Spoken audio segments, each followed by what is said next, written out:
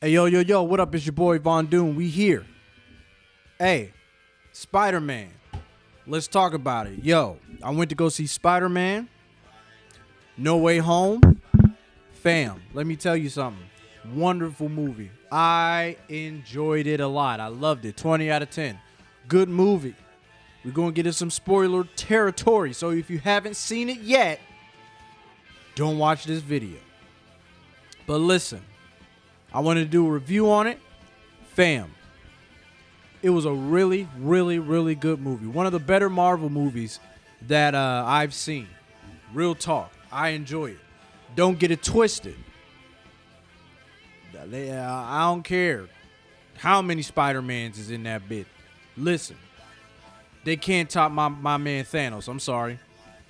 Endgame, Infinity War, those are my top. Okay, so I'll tell you right now. It'll be Infinity War first. My top 3, Infinity War, Endgame, No Way Home. I'll tell you that much. Wonderful movie. Wonderful movie. Let's take it from the top. So we start off with right where we pick up from Far From Home, and everybody knows who Spider-Man is. He's Peter Parker, and because of that, him and his friends get into some turmoil in their everyday lives. So they're trying to get into MIT. They get their letters and they're like, nah, you ain't coming to MIT. Y'all causing way too much trouble, basically, right?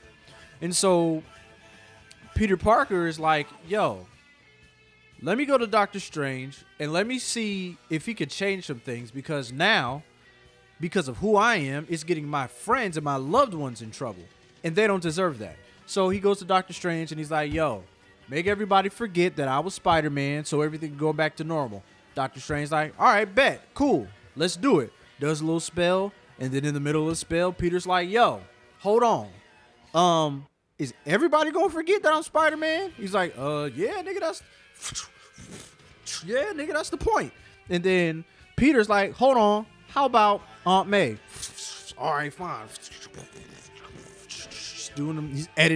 He's editing the spell as they speak, right, in the middle of the whole thing. And then he's like, dang, but what about my girl? What about my homie? What about this person? What about that person? There's all these crazy edits and stuff and changes to the spell to the point where it like combusts itself, and then it breaks into the multiverse, right? So the whole plot about it was the way they made everybody come in is that everyone in the universe that knows who Peter Parker is, including multiple universes, is being pulled in to that spell. So that's why you have the Spider-Man, or that's why you have Dr. Octopus from Tobey Spider-Man, and then you have Electro from Andrew Spider-Man coming out of nowhere. That's where all that happens, right? So of course, the very beginning, like the first couple, like 15, 20 minutes of the movie, Dr. Ock comes out. Bow. Okay, so Peter Parker's like, hey, let me go to the MIT person, lady, principal, whatever she calls him. Let me see if I can talk to him. Because, like, when they messed up the spell, like, Strange is like, so you didn't even get a chance. So you didn't even talk to these niggas about trying to get your homies back into MIT? And he was like, no, I never thought about that. So he goes and talks to them. That's when Dr. Ock comes in. Boom. Dr. Ock, they have a battle. He almost kills him. But then Peter was using Tony Stark's Spider-Man suit. The nanomachines took control of Dr. Octopus' tentacles, and now he's just Peter's in control of Dr. Octopus. So that happens, takes him to Doctor Strange's little prison. Doctor Strange, it's basically like a video game, bro. So basically the whole premise of the movie, all right, get all these villains that just came out of the multiverses, bring them back to me, and I'll send them back to their own worlds and fix everything you screwed up, right? That's how it goes. He gives them a little gauntlet. He does the spiderweb thing, and then you catch him, and then just teleports him back to this little prison, right? Cool.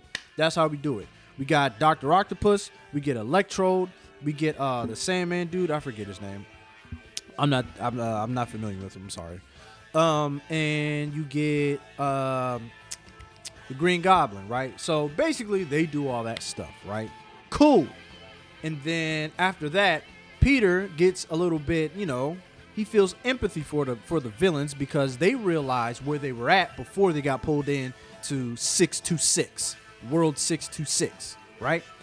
They all realize, oh snap, I was about to get killed. Peter's like, I don't want them to die. Strange is like, it's their fate. And then Strange and Spider-Man fight, right? Spider-Man actually comes out victorious. Strange has this box that contained that spell, and he was going to push a button on that box to send everybody back to the world. Spider-Man takes the box away, seals Strange into his world because he took him and Spider-Man into this world so they could handle their differences. But Strange is trapped in the world because Spider-Man did a little web swinging or whatever, trapped him in a little web, spider web, whatever. So Peter wants to fix them. Green Goblin's like, hey, I'll help. And the lie detector test determined that was a lie. He got everybody in the villains was like, yo, we here. It's time to go ham. So that's what happens. Green Goblin starts throwing bombs and stuff. Aunt May gets into the crossfire. Boom. She gets injured, right? All the villains disperse. And it's like May and Peter's there chilling. May faints, ends up dying, right? This is where the movie gets even better. Throughout the entire, from the beginning to that part, the movie is great. This is like the first half of the movie, right? Well, like the first act to the second act, kind of, sort of. So the movie's great. Everything is good. The pacing is good. Dialogue's good. How we get from point A to point B is good. How you get from the beginning to the plot of the basic story of what we're supposed to do. Great. Everything is good. You're never bored. You're always entertained. There's always something going on. The Marvel humor is there. Great. It's awesome. So back to where we're at, right? Green Goblin. Oh yeah, by the way, since everybody knew who Peter Parker was, they moved into Happy's house. So that way they can, it's kind of like what do they call it? I always forget that term. It's kind of like protective custody or something like that. You know what I'm saying? So they're in Happy's house. So all the villains are just chilled up in Happy's house, right? And so the Green Goblin messes with everybody, tricks them, and they're like, yo, let's do our own thing. And the villains is like, all right, bet. And so they're out here fighting. Green Goblin throwing bombs everywhere. May gets caught in the crossfire. Then she ends up dying, right? Okay, bet. So Mary J. and Ned are chilling in Doctor Strange's little prison cell where they got all the villains. They were kept in charge of watching over the villains, right? And so when Peter Parker went and had the little fight with Doctor Strange, Ned ended up getting his rings so he can open portals and stuff. And so they're trying to find Peter after the crossfire. After May dies, he goes up to the high school, and I guess he chills out and tries to reflect and tries to get himself together. And so Ned and MJ are trying to find him. And so Ned is like, yo, we need to find Peter Parker. I just want to see Peter. I just want to see Peter. And then the freaking portal comes up. Spider-Man's there chilling. But it ain't Peter, right? Comes out of nowhere. They're like, yo, Peter. That's not Peter. Boom. Freaking Andrew Garfield. Crowd goes nuts. Andrew Garfield from The Amazing Spider-Man pops out of nowhere. And then they're having their little conversation. Beautiful scene. Awesome. Great crowd reaction. Nostalgia. All of that. They're not finished. Then Mary J goes, hey, or MJ, my bad. She goes, hey, well, I guess we got to just keep doing it until we find the right Peter. And then everybody's like, oh, my God, we know what's going to happen. We know what's going to happen. Then they do the circle again. Shh. The OG comes out. My man, Toby, the OG Spider-Man, my homie, my favorite guy, my favorite Spider-Man. That's the guy right there. The OG Toby comes out. No suit, no nothing. He looks like like Andrew said, the coolest youth pastor in the universe right here. He comes out slick as hell, I'm telling you. Comes out talking about, hey, y'all, what up? it's just a regular guy. My man Ned goes, and then freaking Andrew and Toby's like, Toby at first like, yo, that's not your friend. Bow, bow, whip sling battle real quick. Boom. Ned is like, whoa, why didn't you just say that you're Spider-Man? He's like, that's what the anonymous thing, whatever. So they go find Tom, 626 Spider-Man. They have like a really heartfelt conversation. And this is the part where I didn't realize how much being a screw up was written into Peter Parker's character until I seen the conversation with all three Spider-Mans. So they go up back to the high school, the rooftop. Peter, 626 Peter, Tom Holland, he's distraught that Aunt May is gone. Because at this point, that's all he has, right? So he's distraught. He's chilling in tears.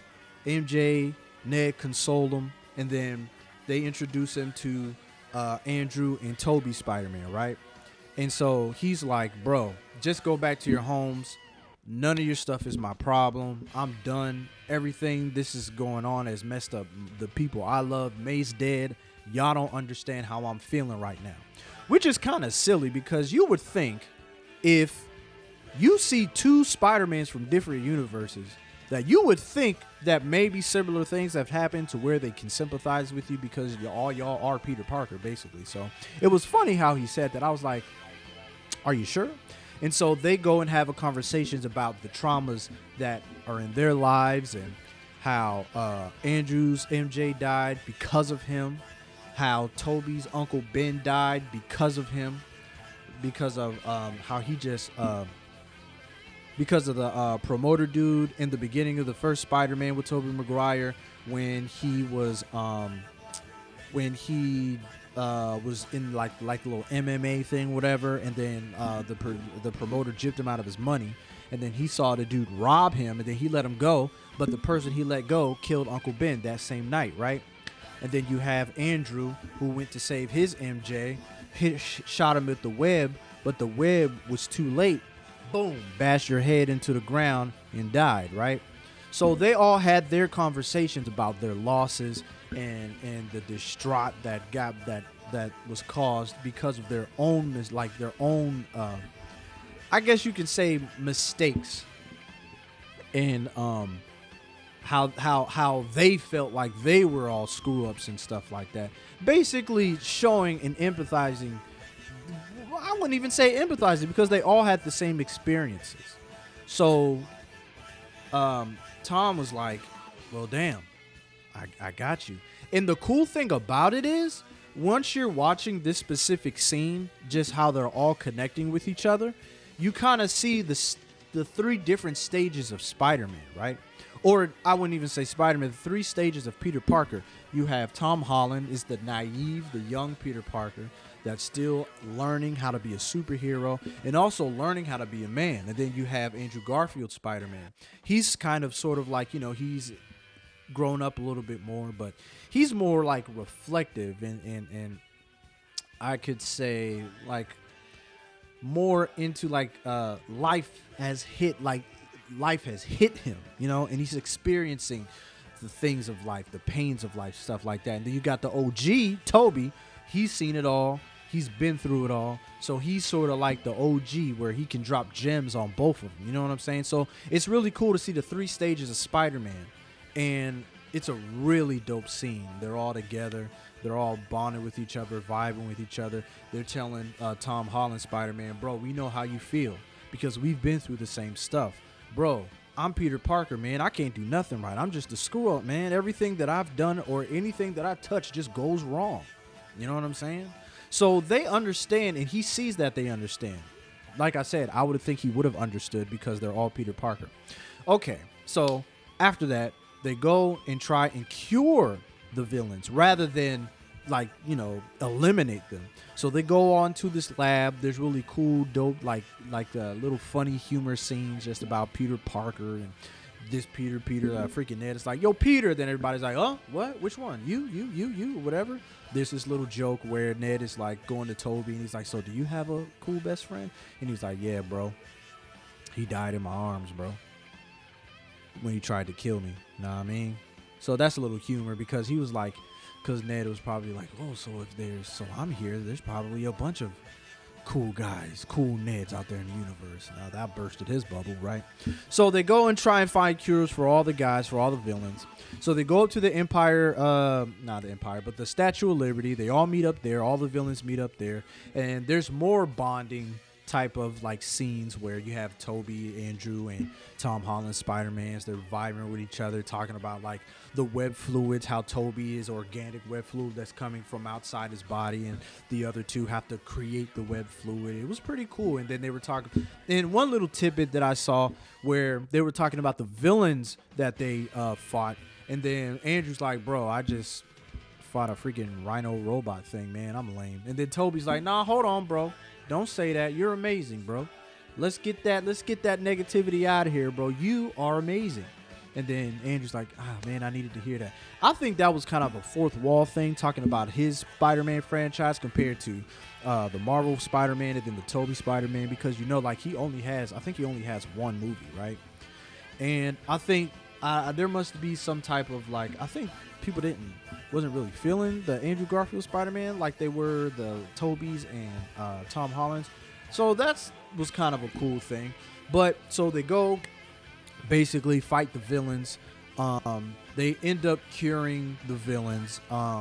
At first, Dr. Rock, he was cured. He was the first person to be cured, but it was the tentacles taking over his brain rather than him controlling the tentacles. So Toby went and did like made a part or something and put it on Dr. Rock's neck, and he ended up feeling, he ended up being cured too. So in that battle, he ends up helping the Spider-Man. So that's really cool. So they fight, like I said, one at a time. They end up curing the Sandman dude first, and then the Croc third or second, and then they end up curing Electro third. Cool thing about the Electro scene, Andrew and Jamie Foxx are talking, and Andrew's like, bro, I thought you would have been black. And then they kind of hint to a Miles Morales saying like, I'm pretty sure it's somewhere in the universe there's a black Spider-Man. So maybe there's a chance that they might hint to a Miles Morales movie coming soon. I don't know. So they end up curing all the guys except for the Green Goblin. Green Goblin comes out and starts wreaking havoc. And then there's a scene which was really dope, I think, where they kind of replicate MJ falling. Pretty, you really can't have a Spider-Man movie without MJ falling. But Tom Holland's about to save her, but then the Green Goblin's little ship thing, board, whatever you call it, knocks him out the way. And then Andrew Garfield's Spider-Man comes in and actually saves MJ. Kind of like a redemption for his MJ that he couldn't save.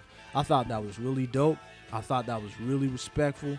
I thought that was awesome. I'm glad they did that for my mans. So anyway, they end up curing everybody, and then you got Green Goblin and Tom Holland, right? Duke it out. Metal Gear style. Metal Gear 4 style, bro. The joint was dope. It was just two dudes, no powers, fighting it all. Bow, bow, bow. I was hyped for that. Like on Metal Gear 4 when you got freaking Liquid Snake and Solid. Liquid Snake! Liquid! Ocelot did the neck thing. Bam! But anyway, so you got them fighting. Tom Holland ends up overpowering him, and then he's about to kill the man. He was about to kill the man, which goes back to when all the Spider-Mans were talking about their misfortunes and stuff. Toby and Andrew was like, bro, you can't let the rage take you over, because Tom Holland was like, I want to kill him. So we fast forward back to there. He was about to really kill him, but then Toby comes up, chill out, keeps him from killing him. We got the cure for my man. They cure Green Goblin. Everything goes back to normal.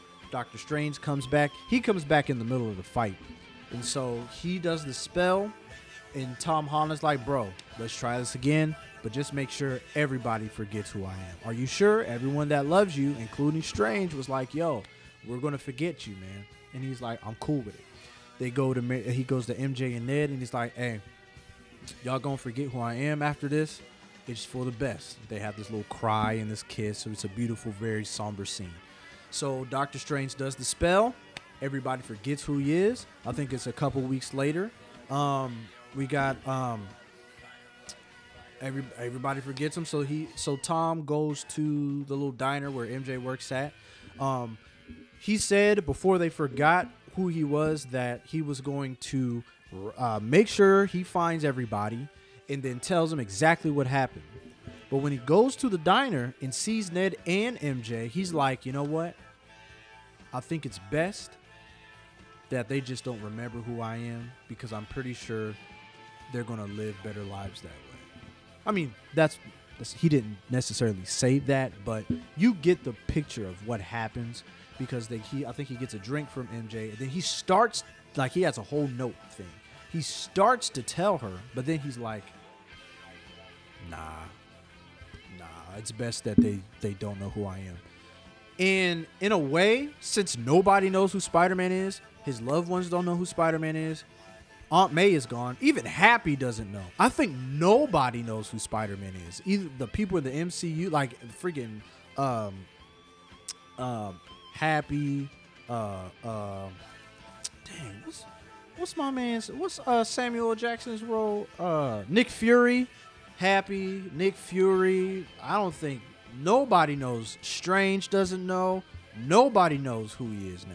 So pretty much it kind of sets kind of like anything can. It's kind of like the comic book resets, how they do. They do resets all the time for all types of superheroes. So this is kind of like a reset for Tom Holland's Spider-Man to do whatever. And that's basically how the movie ends.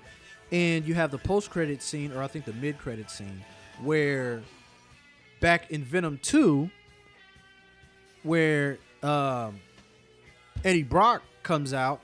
He's in the island after beating Carnage, and the whole thing after Doctor Strange messes up the spell, he comes in World 626, right?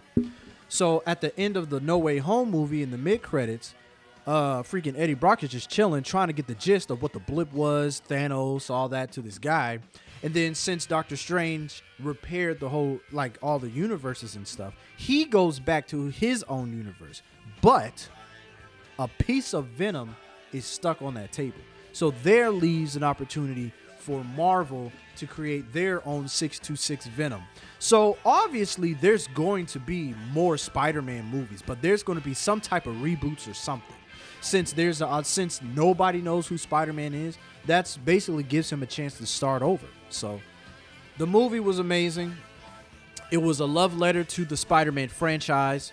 You had all the villains from all the Spider-Mans. You had all the Spider-Mans. Tobey did his thing. Andrew did his thing. All the acting was great. Like I said, the Marvel humor, you already know it was there. It was a great, great movie. Like I said, it did the complete Spider-Man franchise justice. It was awesome.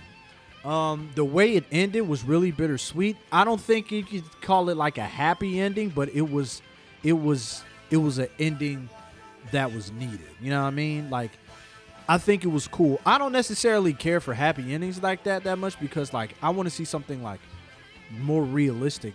And I think that was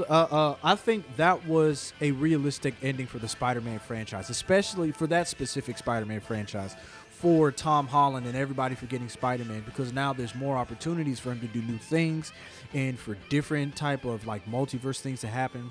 And then the ending credits is like a Doctor Strange Multiverse of Madness trailer that my dumb self forgot to watch because like my phone rang, I was on the phone, I was busy, and I just forgot to watch and just left out the theater, but I didn't see it. So, but all in all, man, that movie was godlike. I ain't gonna hold you up. Go watch the movie. There's mad people saying that they want to see it twice. It was a great movie. Go watch it.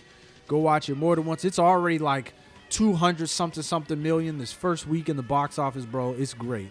I'm pretty sure everybody's gonna have this one as one of their top favorite Marvel movies. It was just the fan service was awesome. It was great. I really don't have any complaints about it. It was great, man. It was good. Now that we got that out of the way, December 22nd, The Matrix Resurrections, bro. I'm ready for that. We got Spider-Man out the way. Now we got The Matrix. I'm definitely doing a review on that. The Matrix franchise is my favorite Matrix of all time. So get ready for that review, you know what I mean? It's going to be hot. Like and subscribe this channel, man. If you like my content, like and subscribe. If you want to see more stuff, give me some, go in the comments. If you like what I'm doing, if you're entertained, hit that like button. You know what I'm saying? If you have some suggestions on what I should talk about, let me know. And we'll get things popping, man. But all right, this your boy Von Doom. I'm out of here. Peace, love, piece of chicken grease. We out.